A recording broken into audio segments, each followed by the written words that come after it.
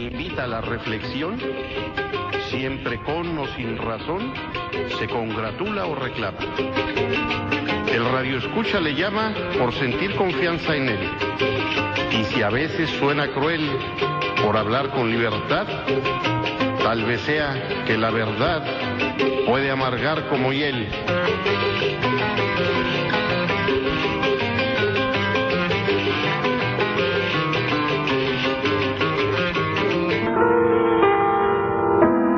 Pues yo creo que sí ha habido un tema candente, no de los temas que surgen para ocultar la realidad que viven los mexicanos, sino un tema que llega a lo más profundo del sentimiento, del espíritu y de la sensibilidad de todos aquellos que de una u otra forma hemos venido siguiendo un proceso que se nos hace ya eterno o casi eterno, entre las demandas sociales, las demandas de justicia, las demandas de esclarecimiento de la verdad, de un pequeño grupo de grandes hombres, al denunciar los latrocinios recibidos en carne propia, en la infancia, en la edad de la inocencia, en la edad de la credibilidad, en la edad de la confianza, en la edad del sentimiento de minoridad ante la jerarquía, es precisamente el caso irresoluto de Marcial Maciel. Ha cobrado además actualidad, afortunadamente, por una coincidencia que tiene mucho que ver con los medios de comunicación.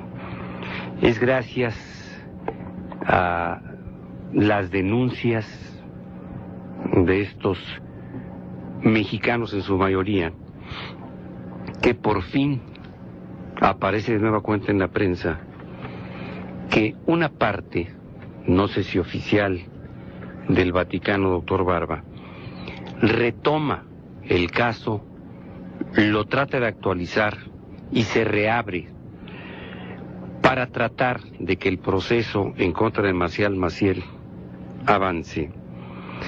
Coincidiendo con esto, el Papa Juan Pablo II, directo o indirecto, no lo sabemos, lo vamos a tratar de precisar con la información con la que contamos el día de hoy, protector de Marcial Maciel, o bien quien ha determinado a través de su jerarquía el que se le proteja por personajes mayores y menores de las oficinas del Vaticano,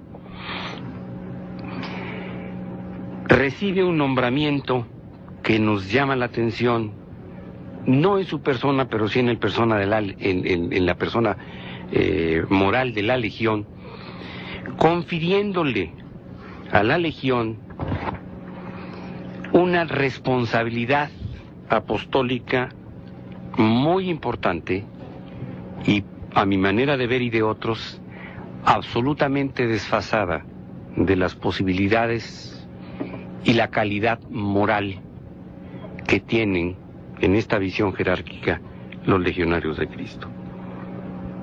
También surge, por necesidades que yo considero de la política del Vaticano, la renuncia de Marcial Maciel a dirigir los destinos de estos legionarios de Cristo, pero dejando en su lugar a otro ultraconservador legionario, del que se sospecha, así lo dicen las últimas notas periodísticas, también a Monsieur Marcial Maciel, un distinguido sacerdote, distinguido para ellos desde luego, de la aristocracia más rancia tapatía,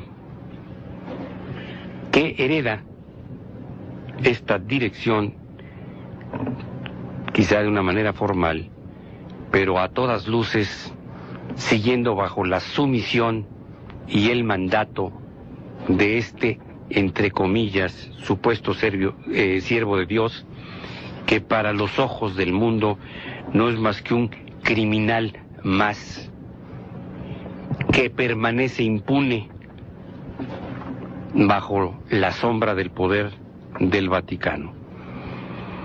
Álvaro Corcuera Martínez del Río, repito, descendiente de una familia conservadora de origen tapatío, y quien dice, un artículo del Proceso del 30 de enero, también sufrió abuso sexual de Maciel. Nos sorprende además un título que se le da a Álvaro Corcuera en la edición 2694 de la revista Siempre en México. Es la primera vez que yo lo escucho así, doctor Barba, Alfonso, Mauro, un asesino sonriente. En entrevista con Siempre, José de Jesús Barba Martín, el día de hoy, un invitado que apreciamos, queremos, admiramos y respetamos, doctor en estudios latinoamericanos por la Universidad de Harvard, dice, se muestra escéptico y cauteloso respecto a la designación de Álvaro Corcuera como nueva cabeza de los Legionarios de Cristo. Indica que por referencias sabe que a Corcuera se le conoce como un asesino sonriente. Tenemos en la línea telefónica, yo le voy a suplicar que nos pongamos los audífonos, al padre Félix Alarcón. Él es sacerdote incardinado en Rhode Island, Nueva York, jubilado por 2 años, 15 años con los Legionarios de Cristo, ordenado por los Legionarios de Cristo, y que nos va a hacer favor de compartir desde allá, desde Estados Unidos de Norteamérica, una opinión acerca de lo que está sucediendo con lo que podríamos llamar el desafortunado affair Marcial Maciel. Padre, muchísimas gracias por tomar la llamada. Está con nosotros el doctor Mauro Rodríguez, él es psicólogo, el doctor José Barba, quien seguramente usted conoce, y el maestro en sociología, doctor Alfonso López Juárez, que ha sido un compañero inevitable y necesario de estos programas donde abordamos temas de interés social. Doctor Félix Alarcón, me gustaría que el doctor Barba, que seguramente lo conoce, nos hiciera a favor de tener una conversación, puesto que seguramente las preguntas serán más directas, más concretas, más concisas y de mayor orientación. Bien, bueno, querido padre Félix, bienvenido. Quiero nada más aclarar que estoy hablando desde Madrid, España, ¿eh? Sí. Sí. Bien, ustedes me dirán. ¿No lo entendí bien? Sí, que... Habla desde Madrid. Está hablando desde Madrid, sí. Sí, desde Madrid, España. Aquí. Sí, está hablando desde Madrid. Félix, buenas noches para ti. Hola, Pepe, ¿cómo estamos? Bien, aquí Dime. haciendo lo que creemos que el Espíritu nos dice que tenemos que hacer, como seguramente tú lo tú sientes. me dirás. Padre Alarcón, le voy a suplicar que nos espere un minuto mientras vamos a un corte, y en este momento continuamos con la respuesta de usted.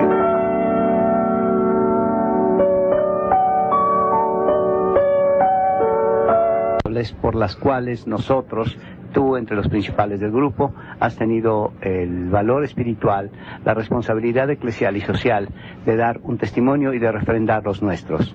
Ujú. Bueno, vamos a ver, yo entré a la Legión de Cristo bastante niño, a los 15 o 16 años, en fin, después de una niñez pues alegre pero también dolorosa. Mi padre y mi hermano acababan de ser asesinados en Paracuellos de Jarama, en Madrid, en el 36. Yo tenía solo 2 años, y bueno, un día me encontraron y ayudando misa en mi iglesia parroquial de Nuestra Señora de los Dolores, me encontró, ¿quién fue?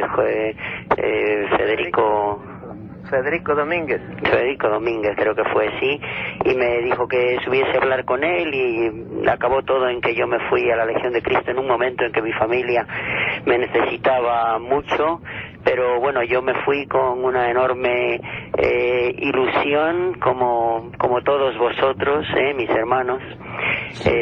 Tú entraste en Santander, en Cobreces. Yo entré en Santander, yo entré en Cobreces. 48, me y de ahí, sí, en el año 1950 creo que fue, ¿no? 50, sí. De Cobreces nos pasaron a Ontaneda, ¿no? Sí, y ya después de un año en la Escuela Apostólica de Cantabria, entonces me llevaron a Roma, y ahí sí hice el noviciado, el juniorado y la filosofía, para pasar después a Salamanca, donde hice la teología, como sabéis. Y en el último año de la teología me mandaron a Estados Unidos para aprender inglés y para iniciar el proceso de la apertura de la primera casa de la Legión en Estados Unidos. Félix, ¿por qué Dime. razón tú has sido más allegado a esta historia personal de lo que consideramos una impostura religiosa del parte del padre Marcial Maciel y parcialmente de muchísimos legionarios? Bien, sí, yo, en fin, esta es la historia de muy grave encubrimiento por parte de la Santa Sede de algo que obviamente tenía que haber sido investigado. Yo personalmente no creo que el Santo Padre haya llegado a conocer toda nuestra historia, pero bueno, han encontrado la manera de dejar que esta historia llegase hasta arriba. Es una historia de terribles fracturas personales, la mía y la de todos vosotros.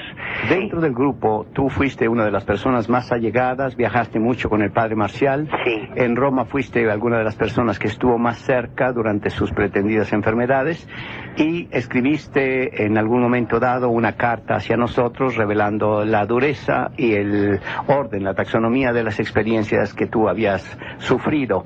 ¿Cómo sientes en la actualidad lo que está sucediendo, sobre todo a partir del 26 de noviembre, del triple homenaje a Marcial Maciel en Roma y posteriormente, 8 días después, de la carta que recibimos? Sé que está allí también en una de las terminales nuestro querido amigo Juan José Vaca, escuchando.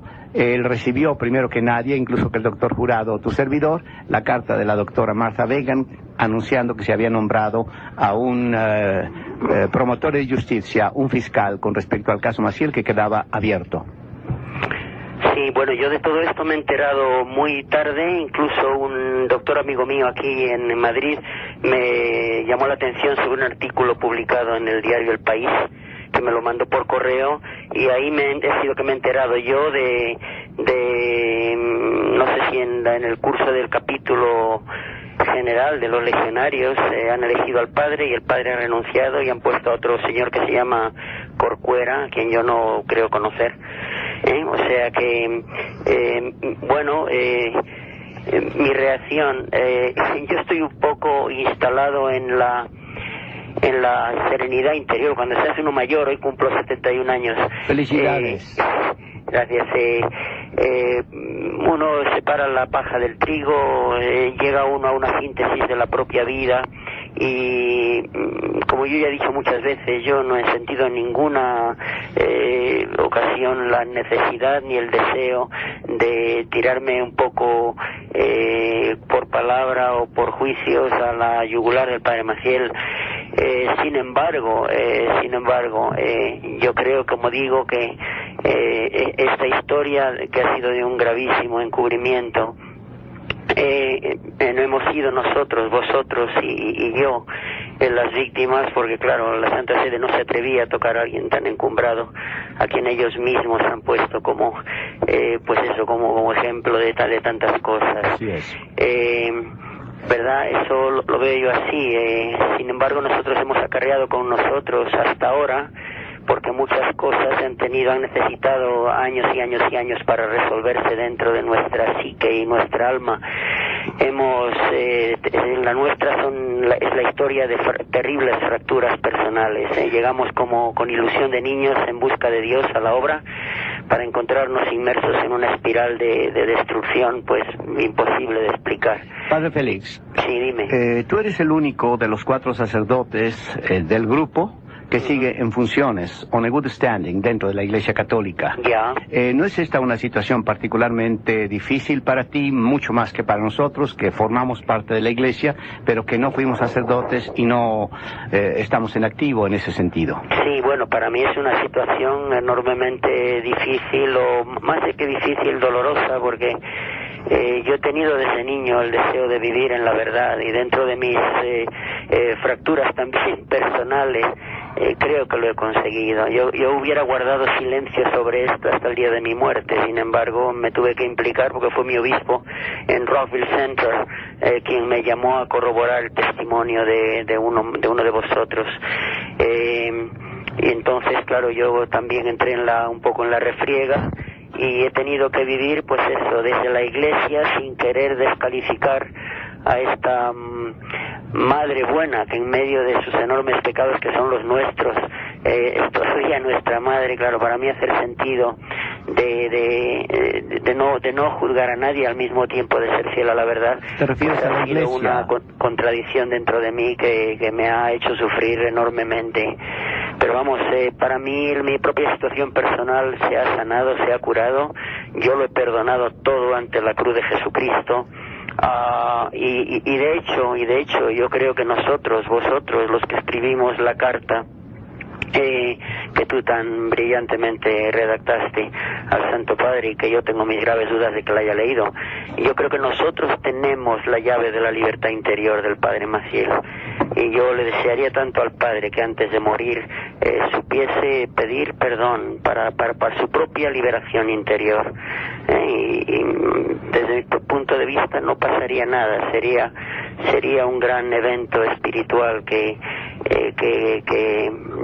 purificaría enormemente su obra y todo lo bueno que le haya podido hacer. Félix, tú que conoces la estructura monolítica dentro de la Legión de Cristo, ¿crees siquiera posible que un número al menos considerable de los legionarios tenga la receptividad espiritual como para hacer caso e inspeccionar sin prejuicios los testimonios nuestros? Yo tengo mis gravísimas dudas de que la situación a la que nosotros entramos sea una situación que siga siendo fundamentalmente o esencialmente la misma. Yo creo que la disciplina mental de someter tu propia libertad es tal que yo dudo mucho que pudiesen escucharnos con una receptividad que les conectase con la verdad. Pero vamos, esto no tengo yo manera de saberlo. Yo no sé si en estos años la Legión ha seguido siendo lo que era, o si ha habido elementos un poco liberadores. Cuando uno es viejo se da cuenta de que a nuestro Dios hay que buscarle y se le encuentra en la libertad. Y eso es algo que en la Legión de Cristo yo no vi que existiese por ningún sitio. Félix, en tu carta del 4 de agosto del 98, tú mencionas en este orden las dificultades que tú experimentaste. Ante todo, la despersonalización total del ser.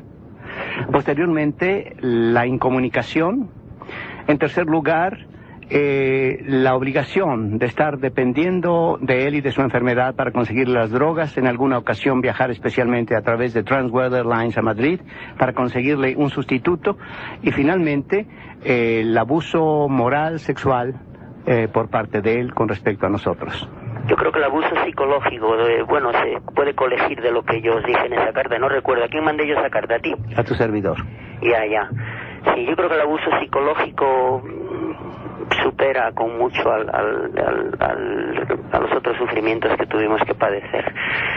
Yo creo que la despersonalización nuestra, por eso el esfuerzo de dejar la Legión ha sido tan heroico para muchos de nosotros. Padre Alarcón, le voy a suplicar que nos espere un minuto sí, mientras vamos a un corte, y en este momento continuamos con la respuesta de usted. De acuerdo. Cuando es además apoyada por la Santa Sede. Bueno, pienso yo que es muy útil tomar el ejemplo de lo que pasa en todas las instituciones humanas. A veces piensa uno que en las instituciones religiosas los fenómenos son diferentes, pero básicamente yo diría que son los mismos, con el agravante de que se sacralizan y entonces se convierten en intocables. Pero en todos los grupos humanos existe la tendencia de las dirigencias de los grupos a convertirse en castas que abusan del poder y se convierten finalmente en mafias, ¿verdad? Entonces funcionan con la lógica de las mafias, ¿verdad? Y así como se habla tanto de la omertá siciliana, pues se puede hablar perfectamente de una omertá vaticana. O sea, obviamente en el Vaticano hay una omertá, ¿verdad? Hay una ley del silencio para no descubrir, para no sacar a la luz todas las cosas que son incómodas para esa casta que existe, que se ha apoderado del Vaticano. Desde luego yo quiero insistir en lo que ha dicho el doctor Lamolia, que aquí no estamos enjuiciando a la Iglesia como tal, ¿verdad? Que el padre Alarcón, por ejemplo, habla que la Iglesia es una madre bondadosa. Bueno, pues sí, la Iglesia es, digamos, es el conjunto de todos los fieles que creen en Cristo, pero aquí no estamos refiriendo a aquellas castas que se han apoderado de todos los mecanismos de dominación y de manipulación, y que funcionan tal cual con la lógica de una mafia. O sea, se defienden entre ellos, aplican la ley de la omertá y encubren todo lo que haya que encubrir con tal de sobrevivir como grupo de poder.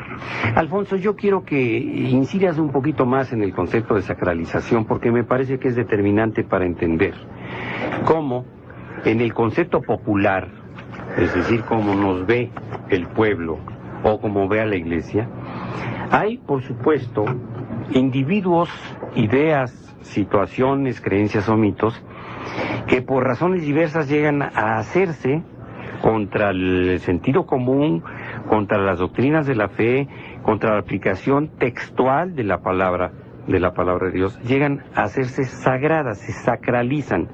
¿Qué es esto?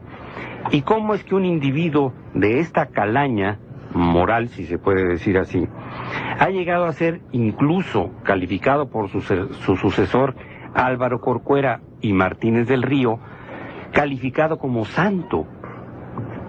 Bueno, precisamente el proceso de sacralización que existe en muchos aspectos de la vida consiste en ligar ciertos fenómenos que son naturales, atribuirles un origen divino, por ejemplo, y en esa manera convertirlos en sagrados. No se pueden tocar. De esa manera, por ejemplo, se dice, desde mi punto de vista, abusivamente, que el clero está basado en la Biblia. En la Biblia no se habla de clero, ¿verdad? La estructura eclesiástica de obispos, de papa, de todo, obviamente no está basada en la palabra de la Biblia ni en las enseñanzas de Cristo. Es un abuso del poder el que se hace, y lo mismo sucede en el interior de las organizaciones religiosas como los legionarios de Cristo. Ahí también se atribuye un origen divino, ¿verdad?, al superior. Era voluntad de Dios que el padre Maciel fuera el superior de la orden. De esa manera se sacraliza y se saca, ¿verdad?, ahora sí que de lo que es humano se convierte en algo divino que no podemos tocar.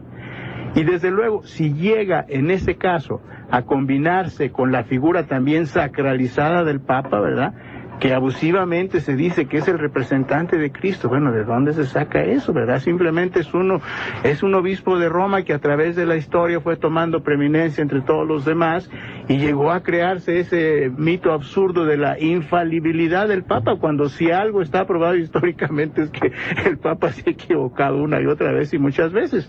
Pero lo que es importante, creo yo, en este caso, es que dentro de la estructura de poder del Vaticano hay una casta inclusive independiente de los papas. Por ejemplo, se habla mucho de esa misteriosa muerte a los pocos días de haber sido elegido de un papa, ¿verdad?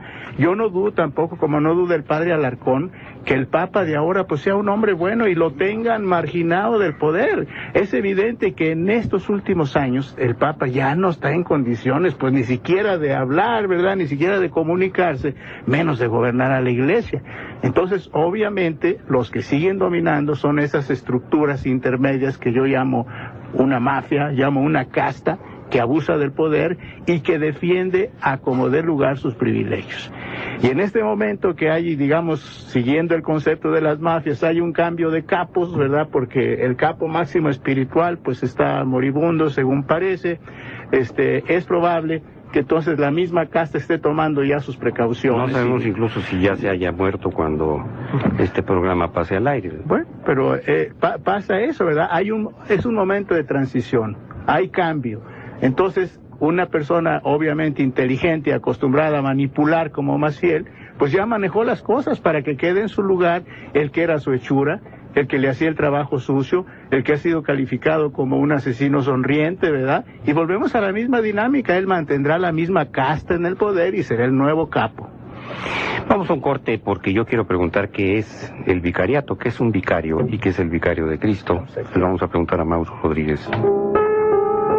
Una pregunta al aire con el doctor Mauro Rodríguez, pero nos dicen que el profesor Juan José Vaca Para fortuna nuestra y del programa se encuentra al teléfono desde Nueva York, y el profesor Juan José Vaca es un personaje definitivo en todo lo que es el caso Marcial Maciel. Yo voy a pedirle de nueva cuenta al doctor José Barba que nos haga favor de conversar con él. Profesor Vaca, no tiene usted idea lo que significa para nosotros escucharlo, ni la gratitud que podemos expresarle por anticipado. Por favor, es un placer y un honor estar con usted. Posibilidad de aceptar esta llamada.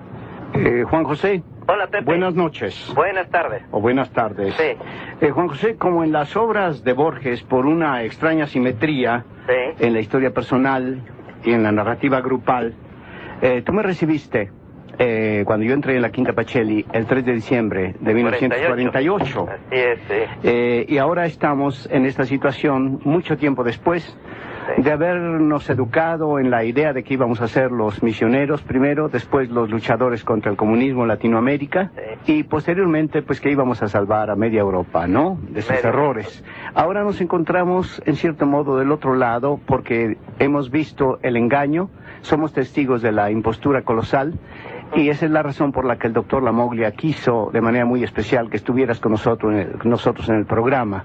El padre Félix acaba de decir que fue justamente la razón de apoyar tu testimonio la que lo movió por primera vez a hablar en el caso del obispo Magán. Sí, Pepe. ¿Quieres explicarles a las personas del auditorio, especialmente al doctor Lamoglia en este momento aquí en la cabina, cuál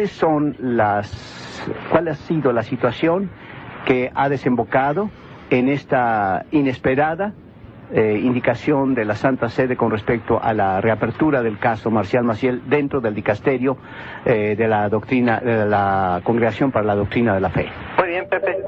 Mucho gusto en estar con El gusto todos es nuestro. ustedes. Me siento muy halagado y honrado de estar en este momento al aire con todos ustedes.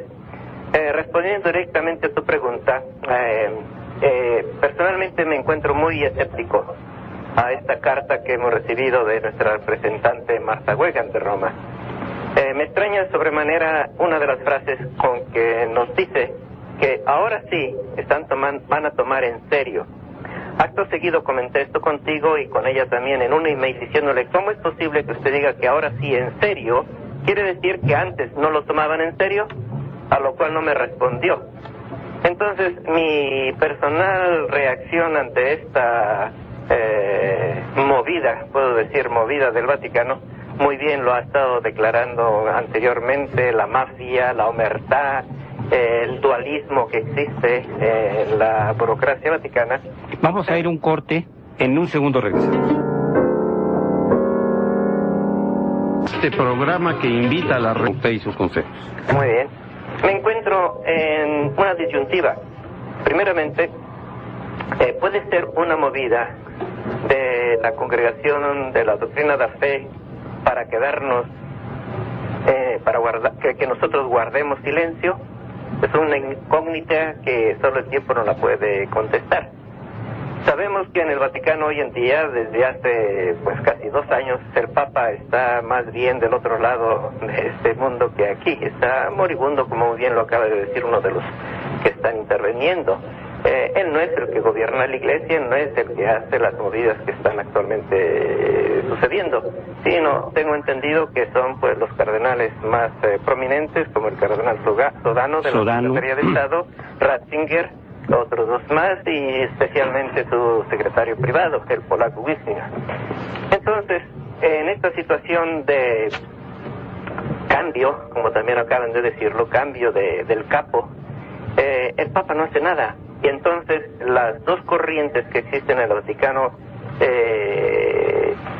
dedicándonos exclusivamente a analizar el caso Maciel, hay unos que están ya hartos y cansados de toda la presión que están recibiendo, sobre todo de los medios de comunicación, en torno a nuestras denuncias por años y años que no nos han hecho caso, libros que han salido, publicaciones, entrevistas. Entonces el Vaticano, por un lado, se mantiene a la expectativa. Se dividen allí las fuerzas, unos que están a favor de Maciel para seguir encubriéndolo, seguir usándolo y siendo usados a la vez, y otros que efectivamente me parece que quisieran hacer algo. no todo lo que hay en la jerarquía es corrompido. Hay bastante corrupción, pero creo que hay todavía ciertas almas buenas que quieren salvar pues la justicia y la verdad. Entonces, en respuesta a ese posible cambio de opiniones, pues la carta que hemos recibido puede venir sea de un lado o de otro. Puede ser para que nosotros guardemos silencio de una vez para todas, o que efectivamente comiencen a moverse las ruedas de la justicia en el Vaticano. A juzgar por los hechos, yo me encuentro pues casi sin esperanzas de esto.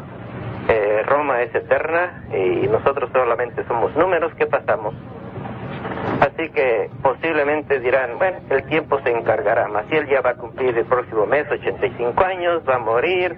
Estos hombres que son ahora en sus 60 años, 70, van también a morir y pasará a la historia.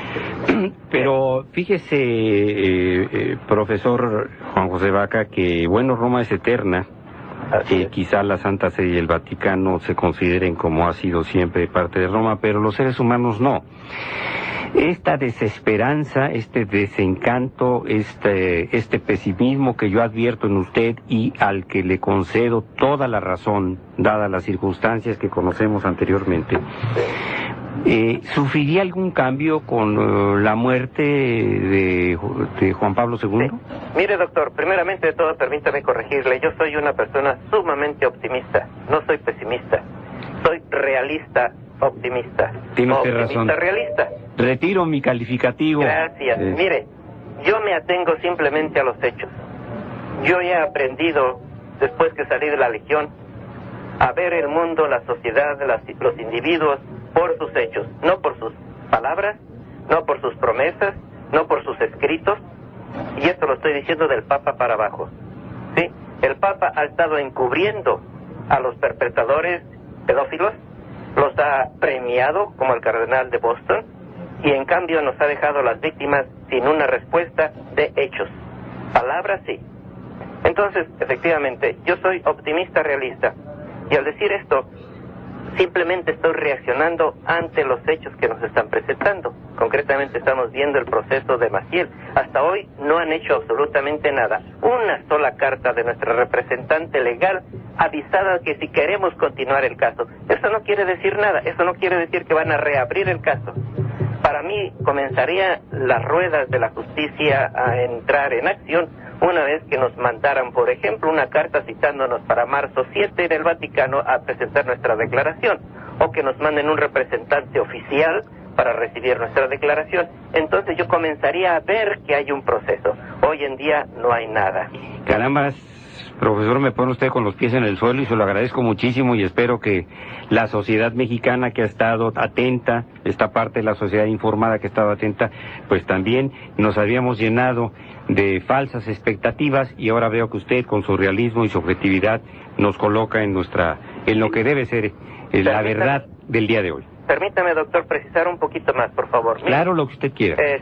Primeramente de todo, los legionarios en principio nos han acusado a nosotros de querer destruir a la iglesia. Aquí hay una yuxtaposición. Se están ellos poniendo detrás de la madre iglesia, y nosotros no tenemos nada absolutamente contra la iglesia. Yo sigo pensando que la iglesia, como Jesucristo la instituyó, es nuestra madre, si usted quiere decirlo. Estoy sobre todo pensando en nuestra audiencia allí en México, gente buenísima que tiene absoluta fe en la madre iglesia. Yo he perdido fe completamente en la institución humana de la iglesia, porque es un poder político como cualquier otro y con altas dosis de corrupción. No quiero desviarme del tema, ¿verdad? Pero quería pedir nada más por unos prerequisitos para que la gente, sobre todo nuestra buenísima gente de México, entienda la situación. ¿Sí? No estamos nosotros tratando nada de destrucción de la iglesia, ni siquiera de los legionarios de Cristo. Dentro de la legión como tal, sé que hay hombres de buena fe, de buenos sentimientos, que como nosotros también han sido engañados. Personalmente yo recluté en España, en Irlanda, alrededor de 500 niños que fueron a la Legión de Cristo. Algunos de ellos llegaron al sacerdocio. Entonces, yo sé lo que hay dentro de ellos. No todo es malo, no todo está corrompido. Ciertamente, Maciel, si usted conoce un poquito mis antecedentes, yo entré al campo de la psicología precisamente tratando de entender esa personalidad dúplice que existe en ese hombre. Me dediqué profundamente a analizar toda la dinámica que existe, por ejemplo, en personalidades múltiples. Y a través de mis años de estudio y de investigación de este tipo de personalidades, he llegado a una conclusión. Estamos lidiando con un hombre que es, sí, carismático, pero no quiero usar la palabra endemoniado, no. Perverso, sí, podríamos... Malvado, Perverso. ¿sí? Vamos a ir a un corte. No es de ninguna manera por el tema que está tratando, que lo está desglosando además maravillosamente, y ha sido el punto de partida de este programa. El respeto por la institución, por la Santa Madre Iglesia, y el cuestionamiento de sus jerarcas y las mafias. Así es, doctor. En un segundo regresamos. Para facilitar la recepción de sus correos electrónicos, no olvide anotar su nombre, edad, ocupación y teléfonos. Su información es totalmente confidencial. Profesor Juan José Vaca, continuamos con usted. Muy bien. Existe en los libros de psiquiatría y psicología la definición de su personalidad, y la cual pues tengo sobre todo al doctor Jorge Elderly, compañero amigo mío, que me apoya en 100% en esto. Estamos lidiando no solamente con una personalidad múltiple, sino un hombre que ha sabido muy bien manipular alrededor con su carisma a cuantos hombres y instituciones se ha encontrado en su vida. Y él, mi conclusión es esta: al ser expulsado de 2 seminarios en su juventud, decidió fundar su propio grupo para tenerlos como harén de sus tendencias sexuales. Muy fuerte lo que estoy diciendo, pero está corroborado por años de investigación en el tema. Al no poder él hacer lo que quería hacer en los seminarios, decidió hacerlo con su propio grupo. Le doy solo un dato. Desde el año 61 en que yo me enfrenté directamente a él, fuertemente a Maciel, y me castigó por 6 años expulsándome de Roma, desde esa fecha yo comencé a comprender que no era posible arreglar una situación que tanto daño estaba haciendo no solamente a compañeros míos, 23 de ellos, de lo cual soy yo testigo, sino a todos los demás que pudieran venir adelante. Años después me di cuenta que un compañero mío, que cuando éramos de 16 años, y en el año 70 era ya rector de un seminario menor en España, estaba sometiendo los mismos abusos sexuales de que él fue víctima. Bien, vuelvo a decirlo, que esta situación pues es difícil de comprender por nuestra buena gente del público mexicano o de cualquier otro país que mira con ojos de bondad a nuestra Madre Iglesia y a todos los sacerdotes. 84. La Moglia, la familia y usted.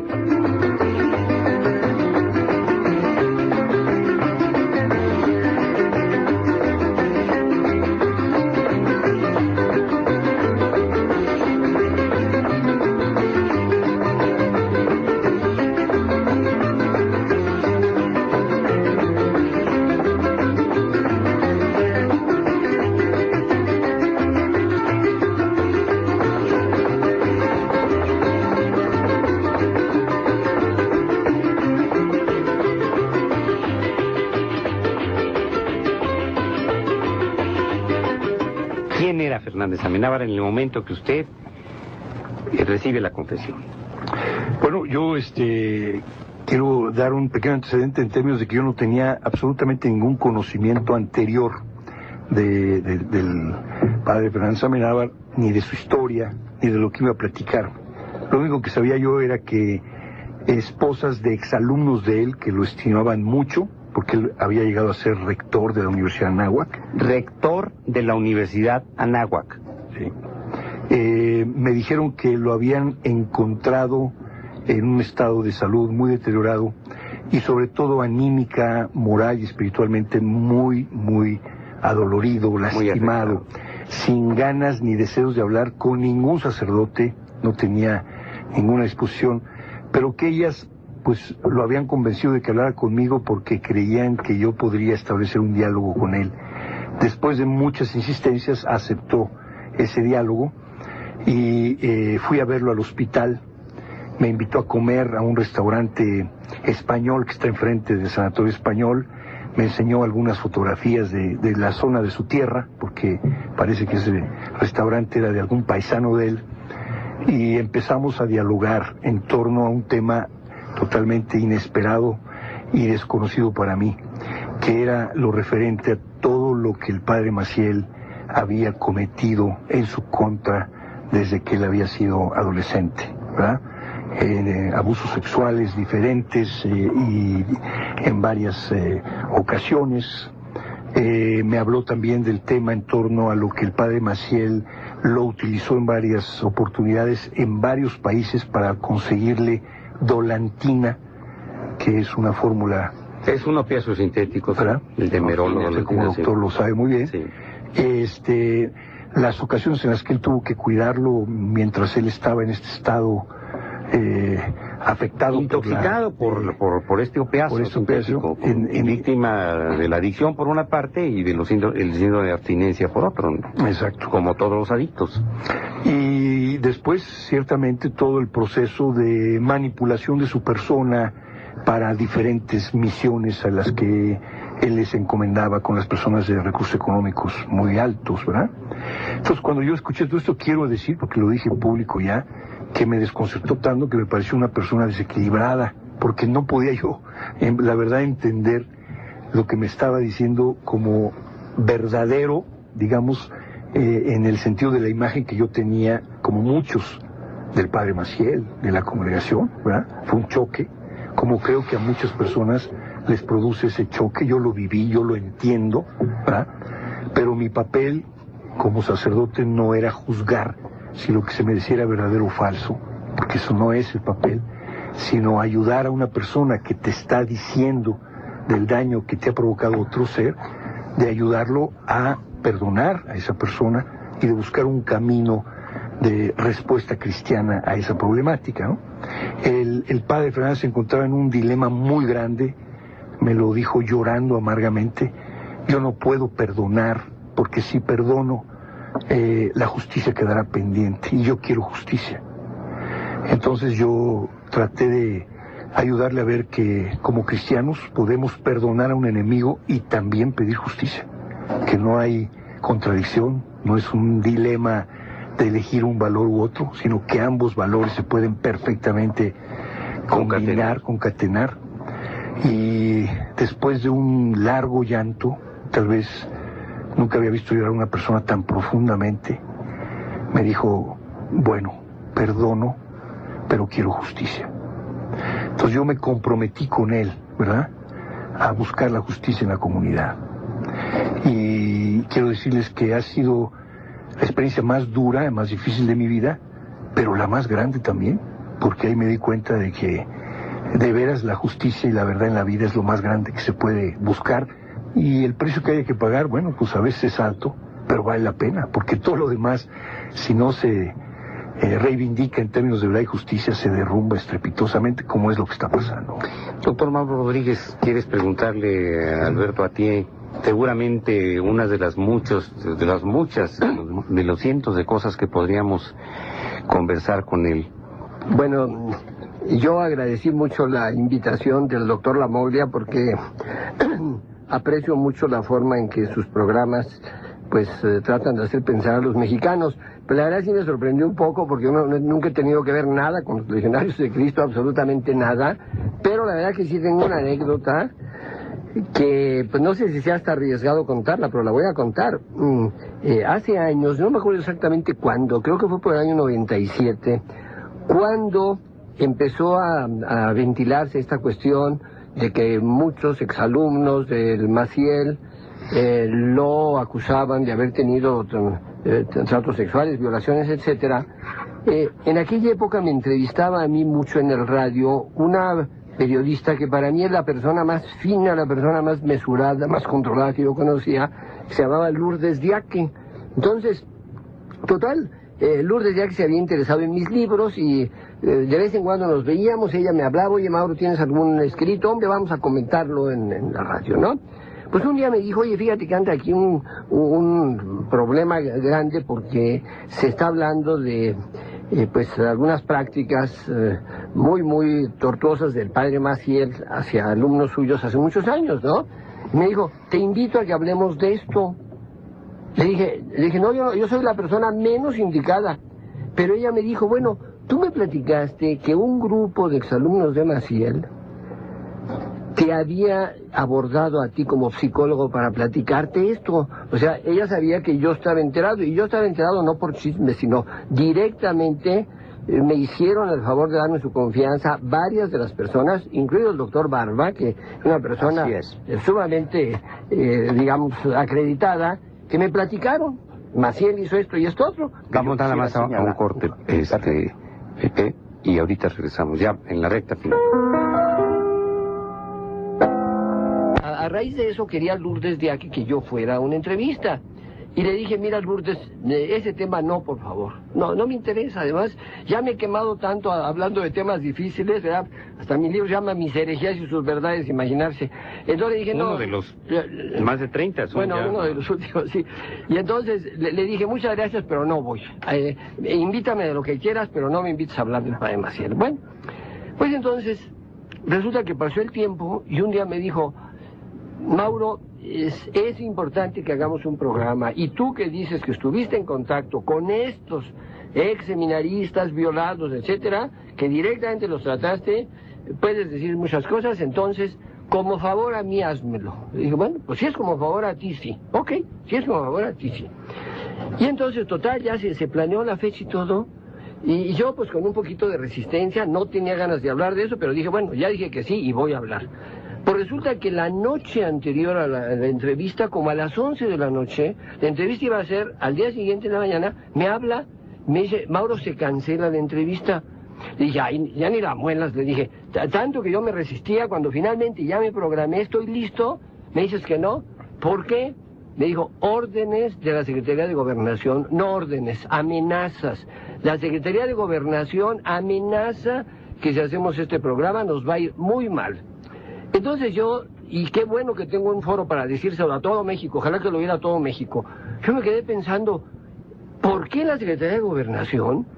¿Qué intereses hay detrás para que un programa de una periodista verdaderamente fina, una persona de veras seria, responsable, no afiliada con ninguna cosa política de nada, ¿no? Lo veten, ¡ah, caramba! O sea que no podemos hablar, y porque la Secretaría de Gobernación dice que no. Bueno, no quiero decir más de lo que los hechos dan. Poco después de eso, era 31 de diciembre, entonces yo le hablé para saludarla. Lourdes, hombre, te deseo que se acabe bien el año. Ay, sí, Mauro, a ver, oye, a ver si nos vemos la semana que entra para comer. Sí, claro que sí, nos hablamos. Esa noche Lourdes fue a cenar a la casa de su hermana, tomó un taxi, lo citó para que después de la cena la recogiera. Llegó el taxi, cenó con su hermana, llegó el taxi por ella, y a la mañana siguiente Lourdes apareció con la cabeza destrozada, y para mí lo más grave es que nunca se aclaró este crimen. Creo que también violada, Mauro. Yo no sé cómo fue. Además, como digo, no quiero decir más de lo que dicen los hechos, ¿no? Pero ya yo me había quedado pues con esta inquietud. Digo, ¿cómo es posible que la Secretaría de Gobernación meta las narices majaderamente en un programa serio en el cual se va a tratar un tema que le interesa al público? Y después se me hizo raro, no tanto el asesinato, bueno, un taxista, no, sino el hecho de que no se aclaró. Porque yo recuerdo que en los aniversarios de la muerte, porque fue el día 1 de enero, vamos a decir, recuerdo que tomaba yo los periódicos y salía siempre el asesinato de Lourdes Diaque no esclarecido. Entonces, yo sí me pregunto, ¿qué hay detrás de todo esto? Simplemente me lo pregunto, pero lo único que sé es que cuando se quieren aclarar estas cosas, sí se aclaran. Y que en este caso hubo la voluntad y el poder de no aclarar el asesinato de Lourdes Diaque. Doctor Barba, ¿usted quería agregar? Nada más en este contexto, supe la semana pasada, por medio de don Antonio Roqueñí, que es un ex juez de la arquidiócesis durante 21 años, asesor canonista nuestro en Roma, juntamente con la doctora Marta Vegan, que la periodista televisiva y radiofónica Carmen Aristegui recibió, creo que fue el martes probablemente, una carta de amenaza de muerte que leyó en público, no sé si venía firmada o no firmada, por razón de que estaba hablando del tema de Marcial Maciel y de los Legionarios de Cristo. Yo quisiera sugerir parte de los procedimientos, como actúa no solamente Marcial Maciel, sino legionarios dirigidos indudablemente por él. El caso, por ejemplo, de Fernández Amenábar, al que se le adelantó su muerte, verbalmente se hizo correr el rumor 2 años antes de su muerte, cuando la gente, las esposas a las que se refiere el doctor Atié, iban a buscarlo, y para que no fueran a visitarlo se hizo correr el rumor de que había muerto, cuando en realidad vivía todavía. Esta técnica, también esta táctica, la han seguido concretamente el legionario vocero de los Estados Unidos, de los legionarios en los Estados Unidos, Owen Kearns, cuando en diciembre de 1996 dijo a los periodistas Gerald Renner y Jason Berry, que estaban a punto de publicar su artículo, que el cardenal Anastasio Balestrero del Santísimo Rosario, que había investigado a la Legión de Cristo en el 56, 57 y 58 y hasta el 9 de febrero del 59, había fallecido ya. Cuando en realidad, como cuentan en votos de silencio los dos periodistas, con toda razón, el cardenal murió el 24 de mayo de 1998. O sea, se mintió a ciencia y a conciencia. Quiero decir que en el caso del perdón que dice Juan Manuel Fernández Amenábar, y que le dijo el padre Atié, al doctor Atié, que quería juntar perdón y justicia, es por esta razón, en mi opinión, porque aunque como cristianos tenemos que perdonar, tenemos la obligación de perdonar, como individuos somos parte de la sociedad y se nos ofendió como parte de la sociedad. Por tanto, tenemos que perdonar como individuos, pero tenemos que apoyar a la sociedad en su investigación. A este respecto y otros respectos, yo quisiera decir, con el tema que se trató antes, de por qué esta investigación que sigue pendiente, reabierta por nuestra querella, nuestra denuncia ante la Santa Sede desde el sábado 17 de octubre de 1998, ¿por qué se ha reabierto? Yo quiero sugerir varias hipótesis. Una, aunque tardíamente, pero exactamente 8 días después del 26 de noviembre de del año 2004, o sea, apenas el año pasado, se hizo el gran homenaje múltiple al padre Marcial Maciel en Santa María la Maggiore, en San Pablo Extramuros y en el Vaticano mismo. Es notable que estuvieron ausentes algunas de las personas clave en esto. Por ejemplo, el juez ex officio, que sería en este caso el cardenal Ratzinger, no estuvo presente porque habría sido sumamente complicado por su personalidad como jefe de este dicasterio de la Sagrada Congregación para la Doctrina de la Fe. Pero es posible que haya sido o bien acordado tras las puertas esperar a que se llevara a cabo el último homenaje a los 84 años del Padre Maciel y 84 años del Papa, porque obviamente no va a haber una década más en la cual, como dijo un periodista, se le pudiera dar un espaldarazo al Padre Maciel y darnos otra vez la espalda a nosotros. Otro punto que vamos nada más a un corte, Pepe, y ahorita regresamos.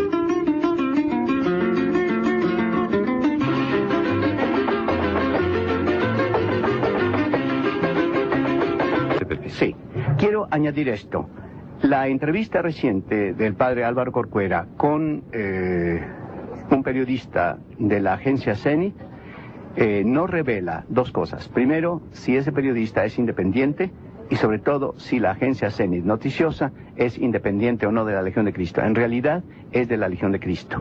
Y como dijo Ciro Gómez Leiva recientemente en un artículo que presenta esa misma entrevista, se trata nada menos que de una renovación de los antiguos métodos de los regímenes totalitarios que armaban sus propios periódicos como si fueran independientes para decir la verdad que ellos autodirigían. El asesino sonriente, ¿quién es este individuo que es en México conocido por sus antecedentes, hijo de Pablo Corcuera García Pimentel y de la Bebesa Martínez del Río y Fernández de Nestroza, proveniente el primero de lineajudos ancestros tapatíos que hasta principios de la Revolución Mexicana eran dueños, por ejemplo, de la hacienda La Hormiga, donde está hoy la residencia presidencial de Los Pinos. El abuelo materno de Álvaro fue el célebre antropólogo don Pablo Martínez del Río. En la revista Caras del pasado 27 de enero, en su sección Lo Inolvidable, relata un encuentro que sostuvieron la Bebesa y Pablo Corcuera, entre otros miembros del jet set mexicano, con Carmen Franco, hija del dictador español Francisco Franco. Entre los ancestros ilustres del actual líder formal de los Legionarios de Cristo se menciona al historiador Joaquín García Escazbalceta y el antropólogo Martínez del Río, ya habíamos dicho, y García Escazbalceta fue autor de la primera reconsideración formal de los misterios de la guadalupana novohispana y las verdades o mentiras acerca de esta pintura que fue elaborada por Marcos y Paz de Aquino. Pero, ¿por qué el asesino sonriente? ¿Quién es Álvaro Corcuera en estos últimos minutos para concluir? Yo solamente tengo que referir lo que dije, y dije que lo decía una sola vez. No imaginaba que íbamos a tener este encuentro. Es una expresión que se usa con cierto humor a partir de expresiones fílmicas de Smiling Assassin. Esto me fue dicho a mí por un compañero antiguo de él, que ahora es un ex sacerdote.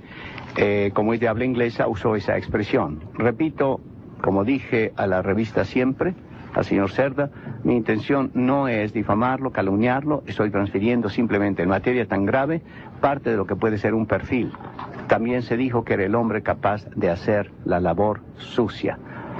Quiero decir que todo esto sucede en un ámbito que ya tiene muchos años y que se viene a reducir al concepto de la palabra crisis. Aquí simplemente puedo recordar, por ejemplo, a Carlos Castro Cubels con Crisis en la conciencia cristiana, que es de los años 60, a José Luis Aranguren, La crisis del catolicismo, al mismo Jean Guiton también, La crisis en la iglesia o Las crisis en la iglesia, y también al periodista laico José María Escudero en El escándalo del cristianismo.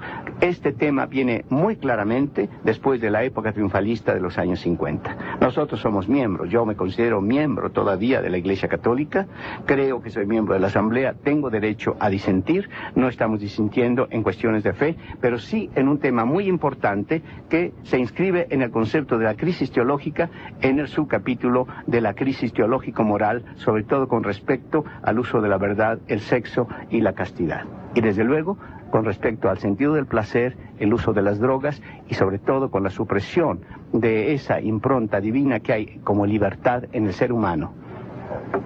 Don Alberto Atié, tenemos que darnos la oportunidad de escucharlo de nueva cuenta. Ojalá el tiempo nos permita hacerlo así. Mauro Rodríguez, que emprendió un viaje desde las cercanas tierras, ya colindando con el estado de Querétaro. Estuvo muy interesante. Y desde luego al doctor José Barba, de toda nuestra admiración y respeto, como todos los participantes, el padre Félix Alarcón, el profesor Juan José Vaca, el maestro Alfonso López Juárez, que se tuvo que retirar, y a ustedes que nos escuchan en este tema que no vamos a dejar que continúe sin mantenernos informados y atentos a la verdad y la justicia. Muchas gracias por sintonizarnos. Esperamos que haya sido de su agrado esta emisión. Nos escuchamos mañana a las 10 de la mañana por esta su estación, La Moglia, la familia y usted.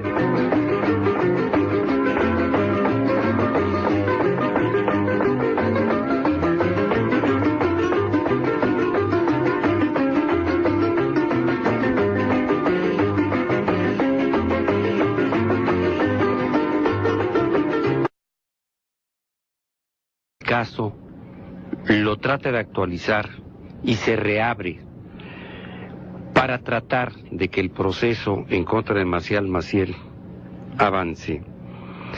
Coincidiendo con esto, el Papa Juan Pablo II, directo o indirecto, no lo sabemos, lo vamos a tratar de precisar con la información con la que contamos el día de hoy, protector de Marcial Maciel, o bien quien ha determinado a través de su jerarquía el que se le proteja por personajes mayores y menores de las oficinas del Vaticano,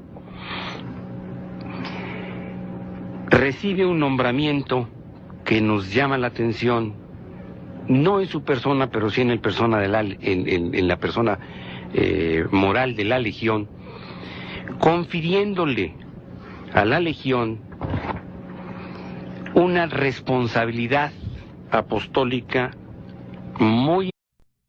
Invita a la reflexión, siempre con o sin razón, se congratula o reclama. El radioescucha le llama por sentir confianza en él. Y si a veces suena cruel por hablar con libertad, tal vez sea que la verdad puede amargar como hiel.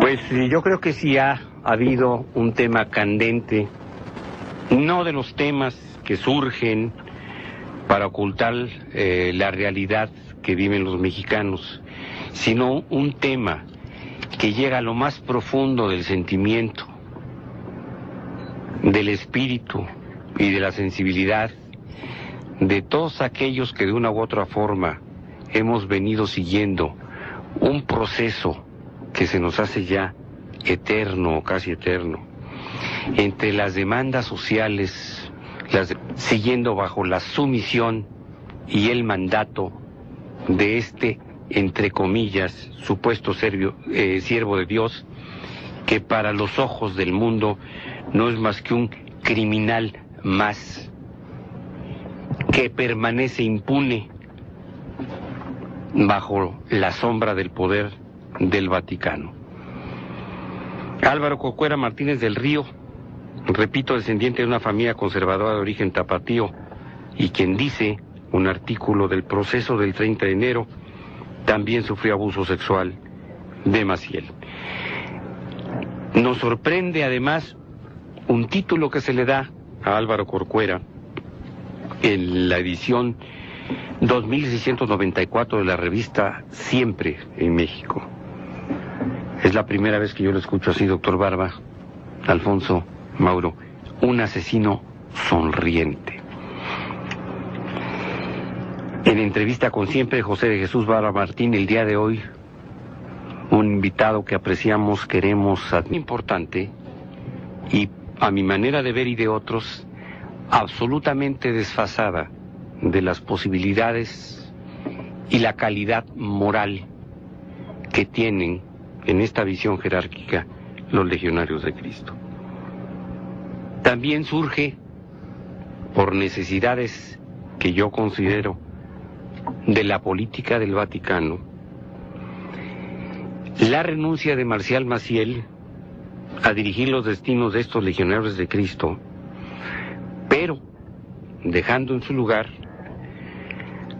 a otro ultraconservador legionario, del que se sospecha, así lo dicen las últimas notas periodísticas, también abusó Marcial Maciel, un distinguido sacerdote, distinguido para ellos desde luego, de la aristocracia más rancia tapatía, que hereda esta dirección, quizá de una manera formal, pero a todas luces, demandas de justicia, las demandas de esclarecimiento de la verdad, de un pequeño grupo de grandes hombres, al denunciar los latrocinios recibidos en carne propia, en la infancia, en la edad de la inocencia, en la edad de la credibilidad, en la edad de la confianza, en la edad del sentimiento de minoridad ante la jerarquía, es precisamente el caso irresoluto de Marcial Maciel. Ha cobrado además actualidad, afortunadamente, por una coincidencia que tiene mucho que ver con los medios de comunicación. Es gracias a las denuncias de estos mexicanos en su mayoría, que por fin aparece de nueva cuenta en la prensa que una parte, no sé si oficial, del Vaticano, doctor Barba, retoma el